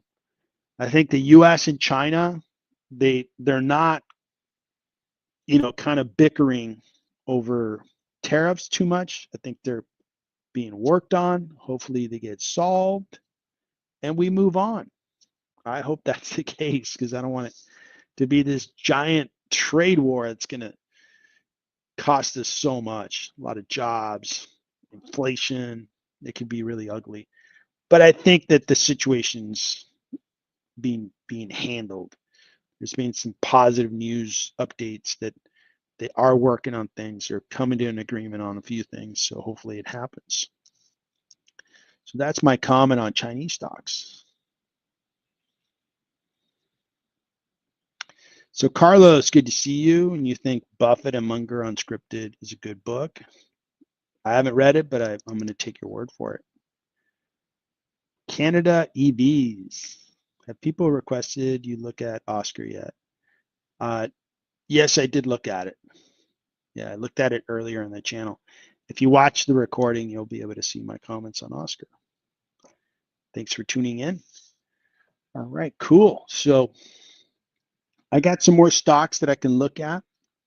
Let me take a peek at stories and see if there's a good jumping off point there. While we're at it, let me look at Asia. Asia markets are open. Wow, it's not looking good. So we got Shanghai is down 0.79. Okay, and this is Hong Kong. So there's a big sell-off in Asia. I wonder why. It's not always like, connected to the US, but sometimes you see a sell-off coming through Asia over to the US because they open their markets. Their markets are open. They're not on a holiday today like us. So this is a kind of a tough day over in Asia.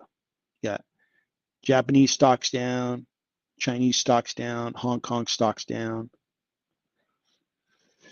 So that is interesting. That's what's happening around the world.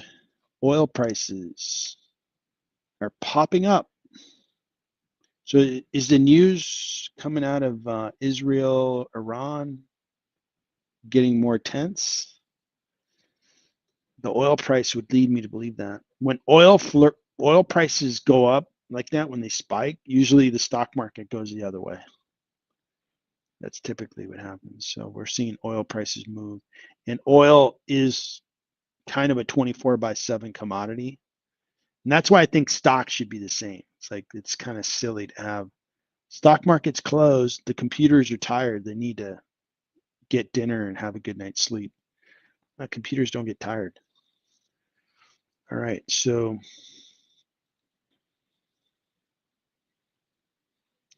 yeah, it looks like we're seeing the conflict in Iran, Israel escalate, which is no good. No good.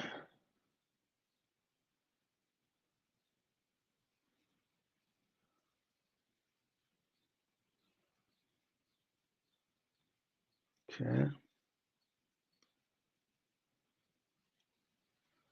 So some other stocks, Marvell semiconductor company went up. Interesting. Apple Oven went down. MasterCard went down. Visa went down. Interesting. The advent of stable coins and them being used by Amazon and Walmart caused a sell-off for MasterCard and Visa. So maybe that's become a threat. Back to crypto. Bitcoin's up a little bit. I don't think, yeah, Europe should be open. Europe is down. So China's down, Europe's down, oil is up. That all makes sense. Oil is up. The markets in Europe are down. The markets in Asia are down. That's rational. It's like if oil is spiking, that means that there's fear. That fear is causing investors of stocks to sell off. That's rational. Okay, good. Let's see if there's anything else I want to cover before we land the plane. All right, so let me look at a couple more stocks and then we'll call it a day. I'm going to look at ADMA because ADMA has been sold off quite drastically. I'm going to get my finger on what's going on. So this stock's been going up and down, but overall has been a good winner for the 1 year. It's barely at a gain for the year to date. You see this volatility. Sometimes this thing just takes off like a rocket ship. Then it settles down. Welcome to small caps. The good news is they offer up really good acquisition prices. So some of the stories out there.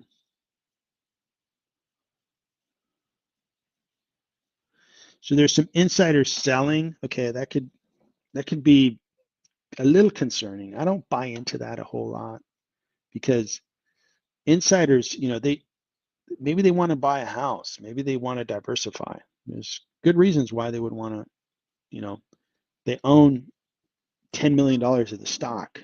They take 2 million and say, okay, I want to diversify. That's a logical thing for them to do. Or maybe they want to buy a house and they need a big down payment, or they want to pay cash for a house. Yeah, that makes sense. So ADMA, no big news is out there. Let's try to find out why the stock has been selling off and see if it's an opportunity. So this is a $4.3 billion market cap company, $460 million of revenue. So you're paying about 9 to 10 times sales for the company. PE is 21. It's a strong buy with a 33% discount according to analysts. Really nice growth. Just really nice growth. Really high percentages. And I think I saw this the other day, which, see how you have a step down here, but then I compared it to the year prior, Q1. And this may be seasonal. Like, you know, certain industries have a season kind of curve. And seasonally, it's not that concerning when you compare it to a year prior. As the number gets bigger, it's harder to match the percentage growth. So that looks okay. And when we look at the gross margins, 52%. Free cash flow, very good margin there. So this one here continues to be nicely discounted. I don't see any big news that would change my liking of the stock. Let's kind of look at their website, see if they have a couple of news stories that maybe I haven't seen and should be taken into account. So these guys,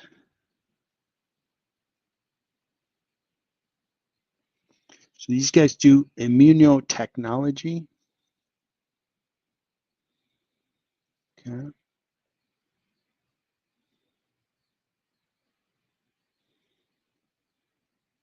So this is biotech.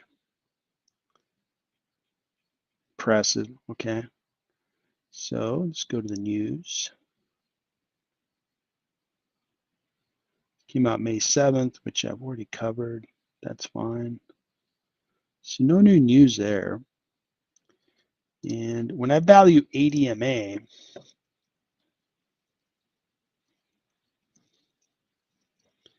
I still think the stock's discounted nicely by 29%. And that's with the 10% discount rate because it's a small company, higher risk. So I'm good sitting on my stock. Just sit and wait. I think the stock could go up. If it comes down any further, I might buy some shares. But I'm just going to sit and wait. This is a nice acquisition target. When we look at small caps and they have nice growth rates, and they have good profits and so forth, these are companies that could be acquired by larger companies who want to grab that growth rate. Maybe this company has some really good patents and, you know, has a really good viable business that could probably be integrated to a larger business, and there's a better collective value there. So this company, it's good.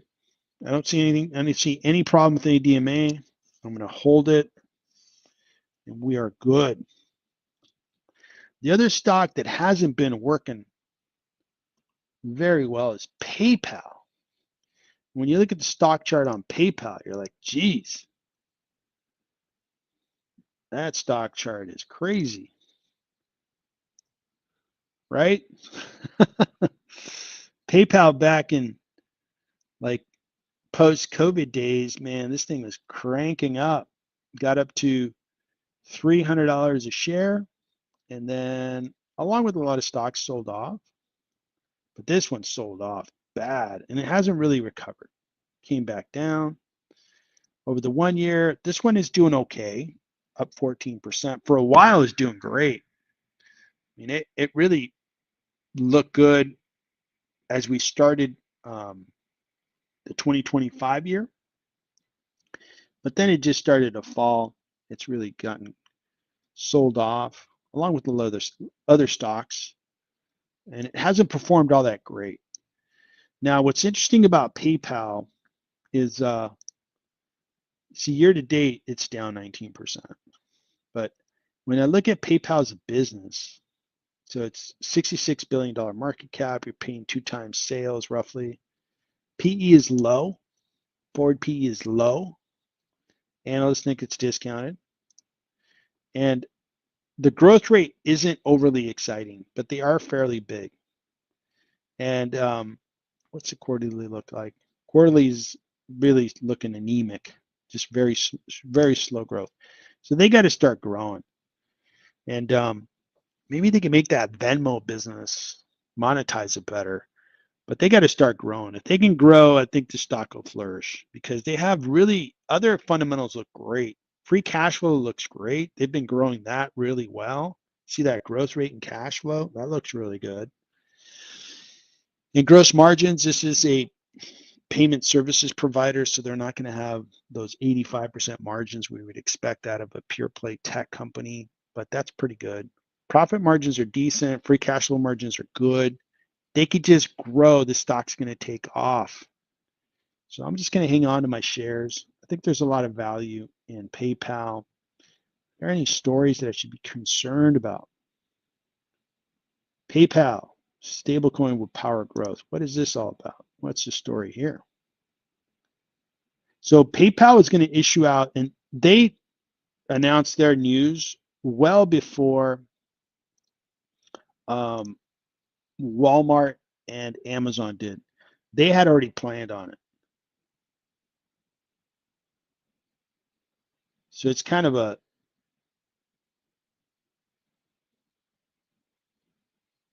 yeah, so PayPal's already going to use stablecoins. They had already announced it like a year or 2 years ago. They said, yeah, it makes a lot of sense. We're going to do it. So that's already going to happen. Other, reporters are saying the stock's too cheap to ignore. So this one here just has a lot of value. When I price this stock, I just see really good, a real good discount of 53%. That's looking at all rational growth rates. Cash flow is really good for this company. If I just measure the cash, it's 60% discount. They could start growing at 10%. This stock I feel like is really just going to take off. So that is PayPal. I don't see any concerns. Let me take a look at the stories one more time. Yeah, I'm not seeing any crazy story that, hey, they are going to be taken down for this or that. So that is PayPal. So Michael Lowe, thanks for joining. And just to let you know, members can request, tickers to be fully analyzed, or you can pay at $5 for a super chat, and I can take a look at UNH and Google. So either path for you to take. Thanks so much for joining. So that was PayPal. And let me look at Zim. Zim has been a stock that I've been in and out of, and now I'm back in. With all this world tension, I think it's taken the stock higher, because I think shipping routes have had to be mapped, and it's going to cause the rates to be higher. So Zim and other shipping companies are probably going to have longer journeys, or longer, what do you call it in the shipping industry? They're going to sail farther distances to go around areas of conflict, and they're going to charge more. So I think it's going to help them. Now, I decided to start buying in recently, and it's great that the stock's beginning to work. And I think it's a good stock to accumulate. And what I told myself is exactly what I did before, is buy the stock and then sell it once I get to a 50% gain, get out of it. Because shipping stocks tend to be that way. They go up, they come down, they go up, they come down. See this volatility? So pick times when you can get a good price, and then write it up and then get out. Don't wait, don't get greedy, because then you're going to be sitting on, even money, and you're like, oh, I could have sold when I was up 60%. So that'll be my discipline on Zim. Are there any stories out there? They pay a big dividend. Great. All right. No other stories. Just the whole global story is going to help them out. So that is Zim. And then we'll look at MercadoLibre. And I think that'll be a good point to wrap it up. So MercadoLibre. These guys are the Amazon down in Latin America. They're headquartered like in Uruguay, and I believe they started in Argentina. No, it's an Argentinian company. Yeah, that's right. Started in Argentina, now headquartered in Uruguay. And they basically do what Amazon does, but they also do some other things. Like they have a lot of payment and financial services offered, because I think those markets have that demand. So it's a good thing for them to provide it. Overall, the 1 year stock's done well, 51% year to date. It's done well. And the stock, right? These small caps. This is not a small cap, but it's smaller cap, 121 billion. See these pullbacks. This is where we want to buy, man. We want to buy at a discount. So we got to wait for, like, this is when I started to buy right here. This is where we got to study these stocks. And when they start getting sold off, when we see the fundamentals are good and the stories are just kind of like noisy stories. They're not fundamental stories like, hey, the business is still sound. Then the market offers up these discounted prices. So I love that about investing, is I just have to be patient, I have to do my homework, and then buy at the right times to make money. So MercadoLibre is a good sound business. Their last earnings, I think, was really good. Let's take a look.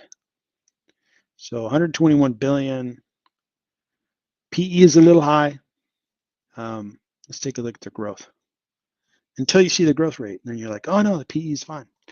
37% growth, and this is in US dollars. So it's a pretty big outfit, $22 billion in revenue.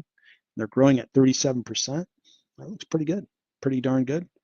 Real nice green on the screen. They are becoming an institution in many of these countries who are pretty much like in the US, where in my home, well, we need to buy something, look on Amazon.